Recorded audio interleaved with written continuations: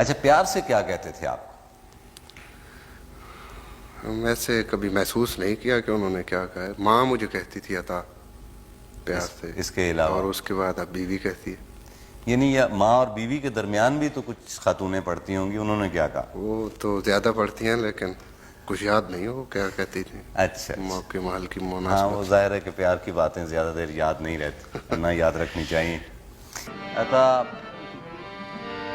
عشق کیا ہے؟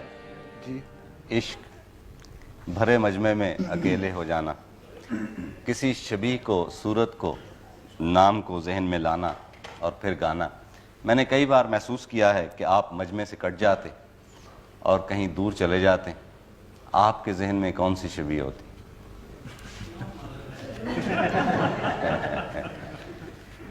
دراصل کچھ شبیہیں ایسی ہوتی ہیں جی مستنصر بھائی